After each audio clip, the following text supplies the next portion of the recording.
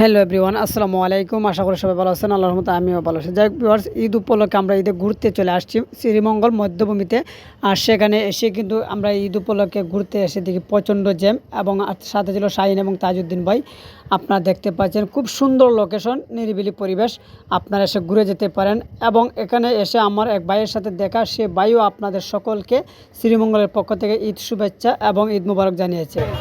দেশ বিদেশের সবাইকে আমার পক্ষ থেকে আন্তরিক শুভেচ্ছা ও ঈদুল আজহা উপলক্ষে সবাইকে আমার পক্ষ থেকে ঈদুল আজহা উপলক্ষে ঈদ মুবারক।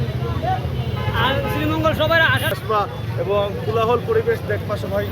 আর আমরাও শ্রীমঙ্গলের মানুষ, আমরাও আসছি এবং আপনারা যারা দূর থেকে আসবেন সবাইকে আসার জন্য আমার পক্ষ থেকে আন্তরিক মুবারকবাদ।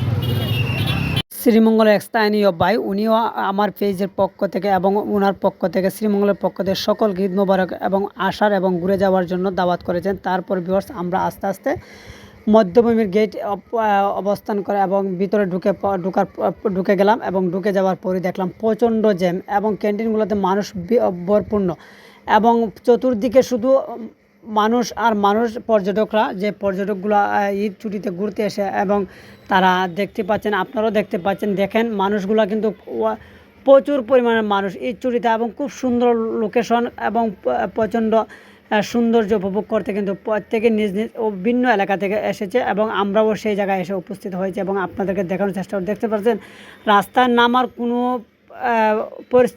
অবস্থানই নেই, যেখানে দেখতে পাচ্ছেন শুধু মানুষ। এবং নিচেও দেখতে পাচ্ছেন, আমরা দেখানোর চেষ্টা করতেছি যে এরিয়াটা আমরা ক্যামেরার মাধ্যমে মধ্যে একটা আবার ঝর্ণা ছিল, সেই ঝর্ণাতে দেখতে পাচ্ছেন আপনারা খুব সুন্দর মধ্যস্তর মানুষ নামার আগ মুহূর্তেই সামনের দিকে একটা ঝর্ণা ছিল।